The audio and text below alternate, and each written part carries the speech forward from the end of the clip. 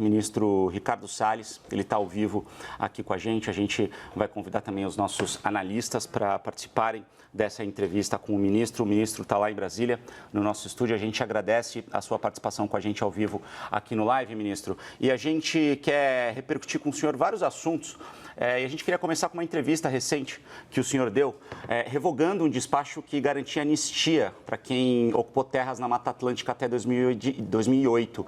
Na prática, ministro, essa decisão ela livrava de punição quem desmatou essas terras da Mata Atlântica. A gente queria entender, primeiro que o senhor explicasse, se possível, de uma forma bem didática essa decisão, para as pessoas realmente entenderem do que se trata, para a gente também entender claramente do que se trata, e explicar para a gente o porquê dessa decisão. Por gentileza, ministro, bom dia para o senhor. Bom dia, obrigado. É um prazer estar com vocês aqui.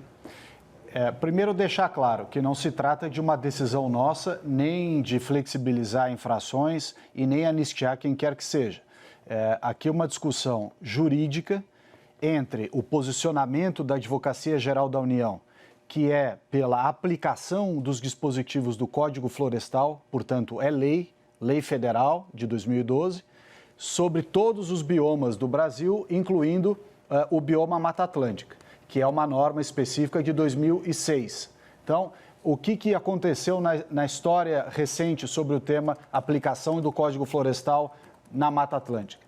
Quando foi promulgado o Código Florestal em 2012 até 2015, toda a aplicação da norma pelo Ministério do Meio Ambiente era no sentido de, sim, aplica o Código Florestal na Mata Atlântica.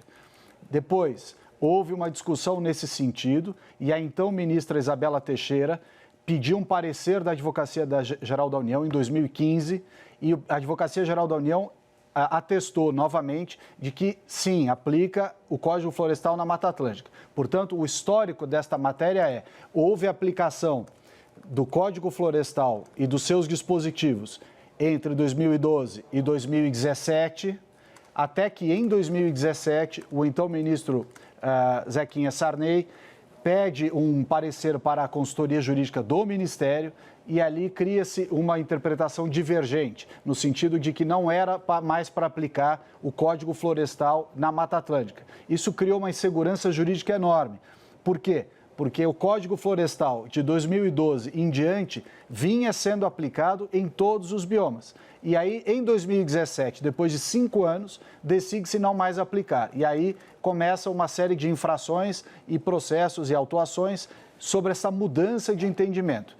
A Advocacia Geral da União, no final do ano passado, que é a quem compete dar o posicionamento jurídico do governo, reafirma a sua posição, dizendo, não é verdade, tem que aplicar, sim, o Código Florestal na Mata Atlântica. O Ministério ele está vinculado ao posicionamento jurídico da AGU, através desse seu parecer. Então, o que nós fizemos? Aplica-se o parecer da AGU, simplesmente um despacho reconhecendo a aplicação do parecer da AGU, porque é a AGU que fala juridicamente pelo governo. Isto foi agora em abril. O que aconteceu dali por diante? Muitas discussões judiciais sobre o tema, portanto, uma insegurança jurídica muito grande. O que foi feito pela própria AGU? Vai entrar, como entrou ontem, com uma ação no Supremo Tribunal Federal para que, em caráter definitivo, o Supremo Tribunal Federal diga, afinal de contas, até como foi o julgamento do Código Florestal recente, aplica ou não aplica os dispositivos do Código Florestal sobre a Mata Atlântica. Então, esta é a questão importante. Aplica-se ou não aplica-se o dispositivo do Código Florestal na Mata Atlântica? E diante do ajuizamento desta ação, não faz mais sentido o despacho colocando o parecer e sim, nós por isso revogamos o despacho. Bom, a gente está na tela então com o nosso estúdio também de Brasília, com a Lari, professor Ricardo Caldas, Leandro Narlock e Basília Rodrigues aqui para ajudar a gente nessa entrevista com o ministro do Meio Ambiente, Ricardo Salles. Ministro, eu queria saber um pouco em relação ao desmatamento. O que a gente pode esperar em relação aos próximos anos em termos de medidas para combater o desmatamento ilegal aqui no Brasil? E se essa medida também é recente, ela interfere nisso, né, de alguma forma? Vamos lá. O desmatamento da Amazônia vem aumentando desde 2012, Por quê? Porque não se soube da alternativa de trabalhos compatíveis com o desenvolvimento sustentável da Amazônia. A regularização fundiária, o pagamento pelos serviços ambientais, o zoneamento econômico-ecológico e a agenda da bioeconomia. Esses 4 pilares, junto com a fiscalização, operações de comando e controle, como é a GLO, que está agora em curso, eles juntos formam a solução para este problema grave do desmatamento da Amazônia e desmatamento ilegal e geral no Brasil. Nós temos o problema de desmatamento ilegal, que precisa ser combatido, e temos, por outro lado, o Código Florestal, que é a norma ambiental mais restritiva do mundo. Nenhum outro país tem uma norma como nós temos o Código Florestal.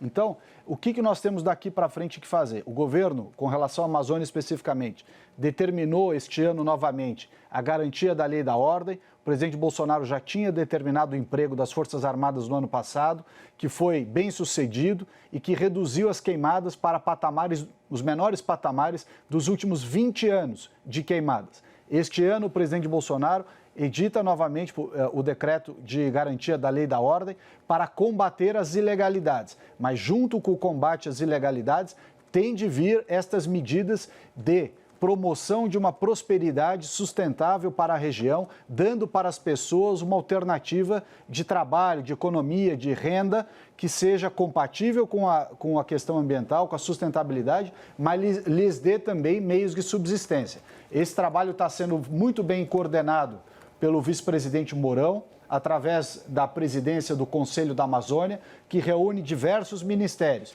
E é natural que seja assim, porque a regularização fundiária, ela está no Ministério da Agricultura, no INCRA. A parte de bioeconomia envolve vários ministérios, mas também a economia. A parte de monitoramento, o Ministério de Ciência e Tecnologia. A parte de zoneamento econômico-ecológico e gestão do território envolve Minas e Energia, infraestrutura, meio ambiente, ou seja, diversos ministérios.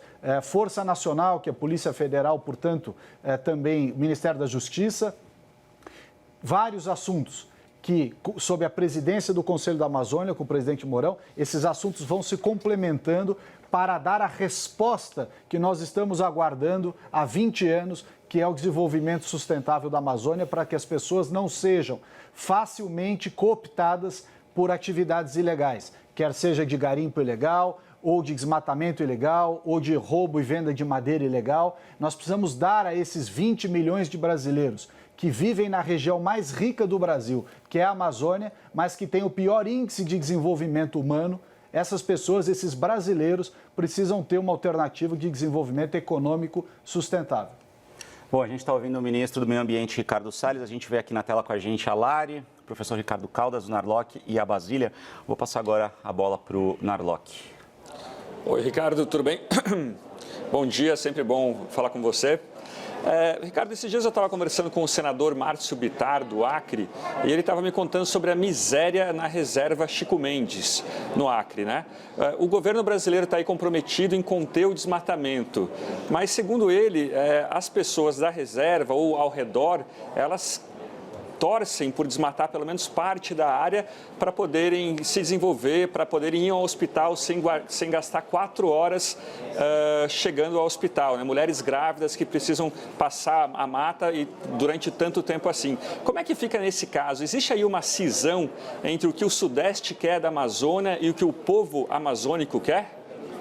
Leandro, é o seguinte, primeiro ponto, nós temos que fazer uma clara distinção do que é desmatamento ilegal para aquele que é feito de acordo com o Código Florestal.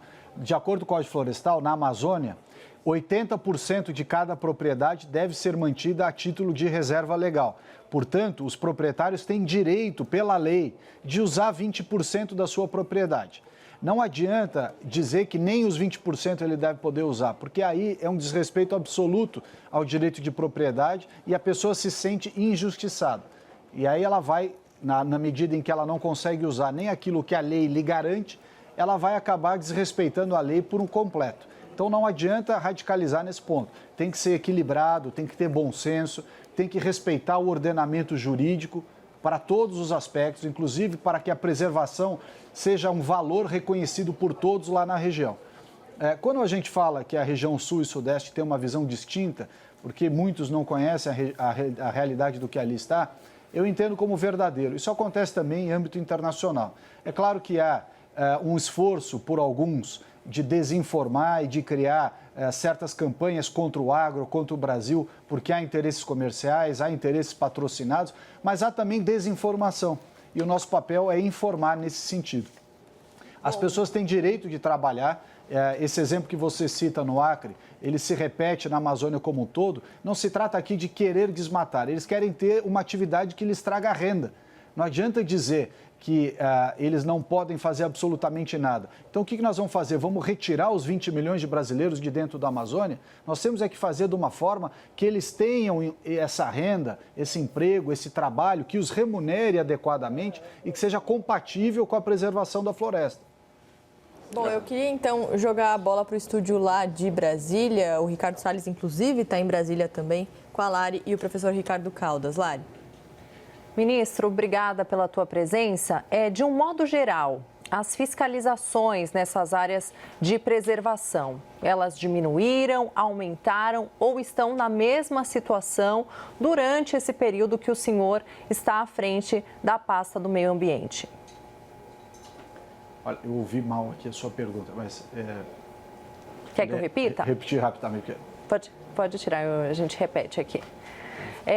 Eu queria saber a respeito das fiscalizações nas áreas de preservação. Elas diminuíram, aumentaram ou estão na mesma situação durante esse período que o senhor está à frente da pasta do meio ambiente, de um modo geral? Importantíssima a sua pergunta. Desde o começo do ano passado, há uma campanha dizendo que há um desmonte ambiental no governo Bolsonaro, que nós proibimos as fiscalizações. Não há nada mais falacioso do que isso. Nós recebemos os órgãos, tanto o IBAMA quanto o ICMBio, com 50% de déficit no seu quadro de pessoal. As operações, a despeito disso e dos problemas orçamentários que nós herdamos, continuaram sendo feitas, não houve proibição nem ordem de não realizar nenhuma fiscalização. O que sempre aconteceu em tempos passados, e este ano de 2019 e 2020, infelizmente, não aconteceu, é ter, em adição às fiscalizações de IBAMA e ICMBio, as equipes de polícia militar dos estados da Amazônia. Só para ter uma ideia, o estado do Pará, o ano passado, nós pedimos cerca de 22 vezes o apoio da Polícia Militar e nos foi negado. Por diversas razões, eu entendo que eles têm problemas orçamentários, têm problema de pessoal, mas o fato é que, ao contrário de anos anteriores, não havendo suporte das polícias militares estaduais, fica muito mais complicado realizar volumes grandes de fiscalização e, ainda assim, aquilo que foi previsto para os anos de 2019 e 2020 vem sendo realizado. As Forças Armadas entram para preencher essa lacuna. A garantia da lei da ordem, o ano passado com 44 mil militares na região, esta operação desse ano já com cerca de 5 mil, vão suprindo esta ausência de suporte que eu disse das forças estaduais, que estão lá combatendo os seus problemas de segurança pública, tem problemas com o Covid, tem problemas de diversas naturezas. Então, a GLO cumpre este papel. Nós estamos avançando, estamos fazendo a fiscalização, tem várias ações acontecendo desde 2019. Agora, a Amazônia é uma região que corresponde a 16 países da Europa juntos. Então, nós temos que lembrar, não estamos falando de um local pequeno, de fácil fiscalização. Há uma fiscalização naturalmente complexa, com problemas de logística, com dificuldades, inclusive, de deslocamento. Então, é importante ter consciência absoluta das dificuldades. E, por outro lado, da premência, como eu já disse aqui, de encontrar e de avançar nesses 4 eixos de alternativa econômica, porque só fiscalização, comando e controle não vai dar uma solução perene para o problema do desmatamento ilegal. Bom, quero ouvir agora, o professor Ricardo Caldas está do lado da Lari, mas eu queria ouvir a Basília antes, em seguida a gente passa para o professor Ricardo Caldas. Basília. Oi, ministro, bom dia. Muito obrigada pela presença do senhor aqui na CNN Brasil, até para esclarecer algumas declarações, medidas aí do Ministério do Meio Ambiente. Recentemente, em uma reunião ministerial com o presidente Jair Bolsonaro, o senhor disse que era o momento de aproveitar esta situação de pandemia, sem muitos holofotes da imprensa, da sociedade, para deixar passar uma boiada quanto a algumas regras ambientais. Eu gostaria que o senhor esclarecesse, então, o que significa isso, passar uma boiada boiada quanto a essas regras ambientais, qual o impacto disso. E também respondesse a críticos no Congresso que afirmam que essa seria uma estratégia do governo não deixar um discurso, ou melhor, um debate amplo e público quanto a algumas medidas que são bastante delicadas na área do meio ambiente. Bom, obrigado pela pergunta.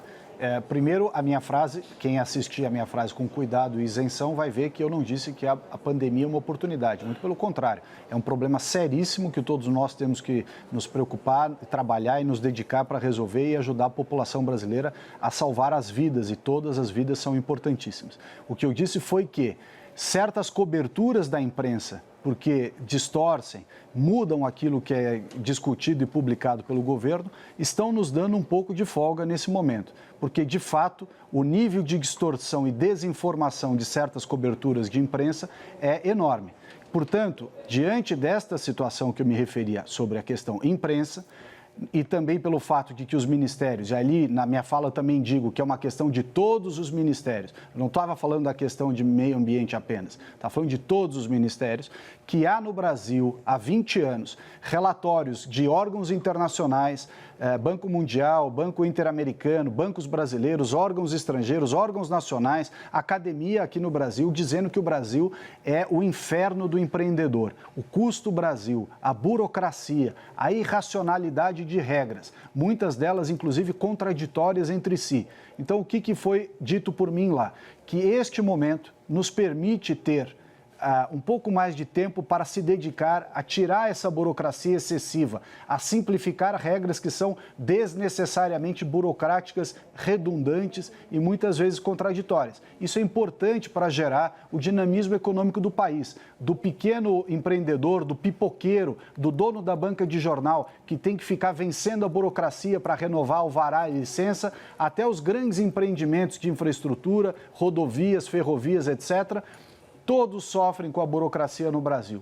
Então, o que eu quis dizer nesse sentido foi de que é o momento de resolver essas pendências burocráticas, essas questões de complicação, necessária simplificação. Isso é consenso no Brasil, em todos os setores econômicos, como eu já disse, do pequeno empreendedor, do pequeno, aquele que é o profissional liberal, o pipoqueiro, o jornaleiro, até os grandes empreendimentos. Todo mundo sabe que este é um problema grave no Brasil e foi nesse sentido a minha frase. Agora, alguns se aproveitam da minha fala para tentar deturpar e colocar algum sentido que não estava presente na fala. Basta assistir tudo o que eu falei para entender que não há nada de excepcional ali e simplesmente a constatação de que este problema grave, que entra governo, sai governo, não é resolvido no Brasil, nós podemos agora ter este trabalho de todos os ministérios para desburocratizar, simplificar e desregulamentar coisas de acordo com a lei, com o bom senso e com a necessidade da nossa retomada econômica.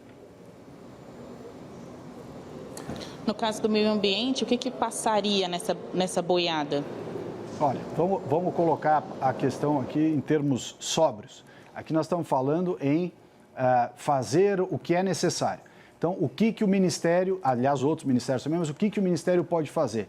Tirar obstáculos para questões extremamente relevantes. Vou citar um exemplo importante, já que nós estamos na Semana do Meio Ambiente, a biodiversidade é extremamente importante no Brasil. Quando nós criamos obstáculos para a pesquisa e o investimento baseados na biodiversidade, nós estamos simplesmente jogando essas atividades ou para a ilegalidade ou desincentivando que haja pesquisa e desenvolvimento.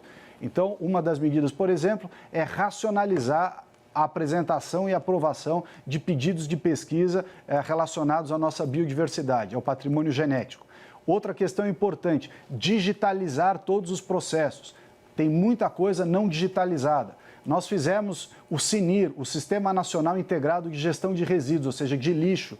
O lixo no Brasil, resíduos sólidos, são um verdadeiro caos. Nós estamos simplificando processos que permitem, por exemplo, o aproveitamento energético do lixo, que ao invés de ser enterrado em aterros ou lixões, pode gerar energia. O mundo inteiro faz isso e faz isso com segurança, de maneira ambientalmente correta. E nós aqui temos tantas normas burocráticas que as pessoas acabam preferindo enterrar o lixo em aterro ou largar em lixões de maneira inadequada. Então, tem uma série de medidas. Facilitar o avanço do saneamento no Brasil, em complementação ao projeto de lei que está lá no Congresso Nacional. Nós temos também a racionalização das normas relativas ao avanço, ao necessário avanço da cobertura de saneamento. Enfim, são tantos os exemplos que a gente precisa fazer no país e que, com bom senso, observância à lei, mas bastante objetividade, a gente consegue ter um avanço institucional em vários pontos.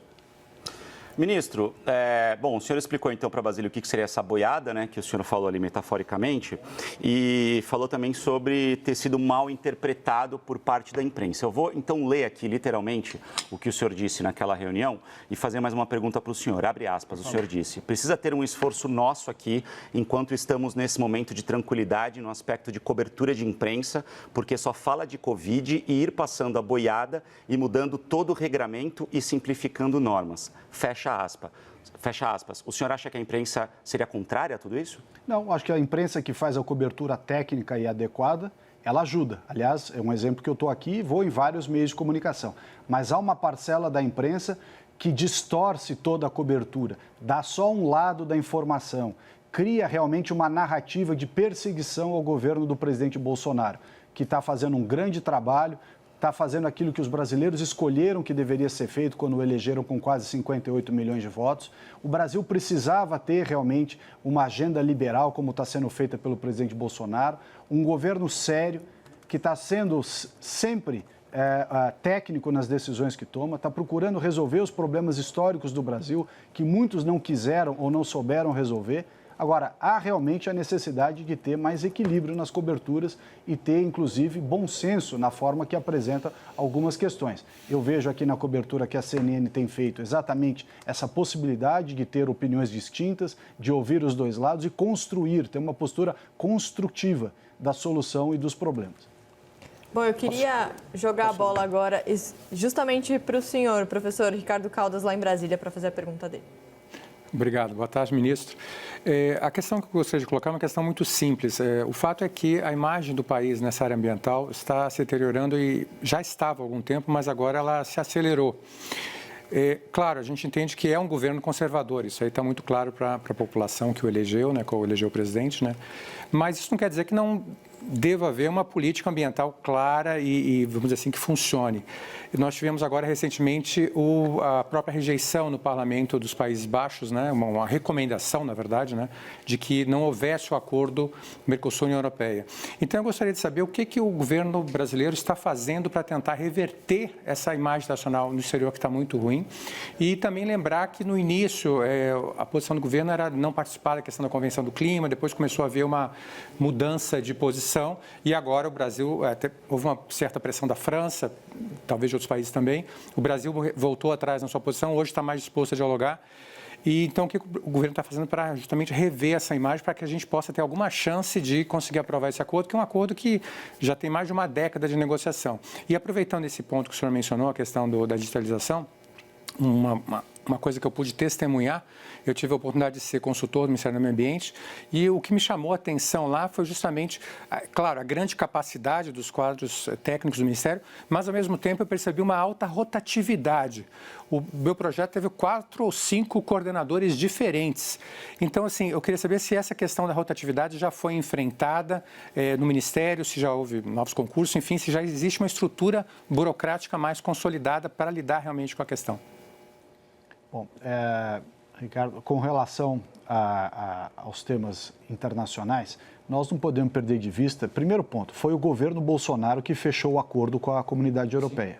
Então, o governo tem todo o interesse nesse acordo, se esforçou para isso e conseguiu fechar o acordo. Foi este governo, o governo do Bolsonaro. O governo do Bolsonaro também está avançando em vários outros acordos e fazendo a abertura para os países e blocos com os quais o Brasil tem efetivo interesse comercial e benefício, ao invés de fazer politicagem com países de alinhamento meramente ideológico, como se fez no passado. Muito bem. A questão ambiental vem sendo tema de debate com relação ao Brasil e outras jurisdições há muitos anos. E o Brasil vem conseguindo demonstrar que é o país que preserva, que tem código florestal, enfim, que é o país que tem a matriz energética limpa, que tem muitas coisas positivas. Agora, nós também temos aqui no Brasil gente que se deleita em falar mal do seu próprio país lá fora.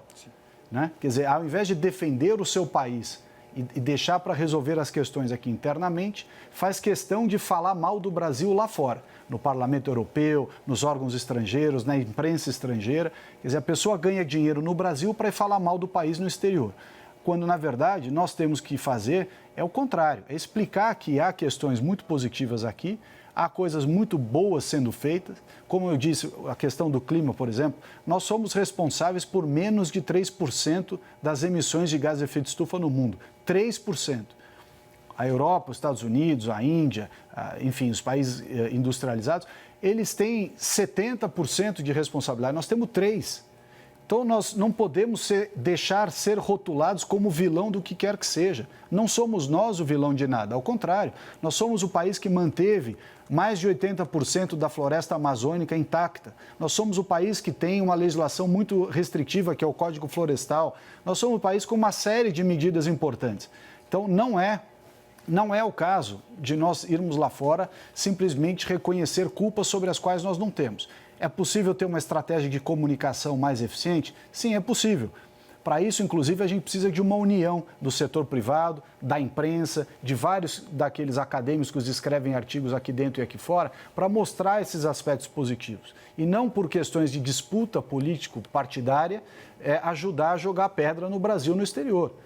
Nós temos essa consciência da importância desse tema, temos feito o máximo, inclusive a gestão em temas, como eu já disse, saneamento, lixo, temas urbanos, concessão dos parques, tem muita coisa sendo feita. Na parte da Amazônia, esse desenvolvimento sustentável da Amazônia, para que os mais 20 milhões de brasileiros que estão lá tenham alternativa econômica, é um trabalho ambiental muito importante, porque se nós não fizermos isso, eles continuarão estando sujeitos a serem facilmente cooptados por atividades ilegais de qualquer natureza naquela região. Ministro, para a gente encerrar, o senhor está tocando num ponto que tem a ver com a visibilidade do país, principalmente em questões ambientais, no mundo. A gente acabou de dar no live aqui a notícia de que o parlamento holandês ele rejeitou um acordo de comércio entre o Mercosul e também a União Europeia. E um dos principais motivos foi justamente um conjunto de questões ambientais dos partidos que defendem o verde lá na Holanda. O que o senhor tem a dizer sobre essa decisão do parlamento holandês?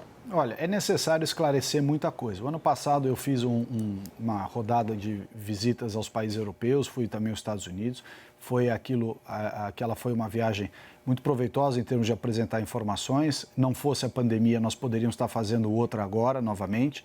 A ministra Tereza Cristina fez isso bem, o ministro Paulo Guedes também fez, o ministro Ernesto, enfim, vários ministros que também têm feito essa explicação lá fora. Agora, nós não podemos olvidar de que há, neste momento, uma tendência mundial ao protecionismo, a fechamento de mercados, e talvez essa indicação seja um ponto importante disso. Há também, e isso ocorre, há uma questão de disputa comercial, de protecionismo de mercados, e aí interesses de concorrentes e outros interesses comerciais por trás de tudo isso. Então, junto com a desinformação que precisa ser combatida, essa questão da imagem e tudo isso pode e deve ser tratado com muita seriedade, há também questões de fechamento e protecionismo de mercado. Tudo isso se confunde. Tá ok. Obrigado pela sua participação com a gente aqui no live, ministro Ricardo Salles, ministro do Meio Ambiente do governo Jair Bolsonaro. Queria agradecer também a Lário, o professor Ricardo Caldas, o Narlock e a Basília. Ministro, o senhor é sempre bem-vindo e a gente queria agradecer esse tempo que o senhor disponibilizou para conversar com a gente ao vivo aqui no live. Um prazer, muito obrigado.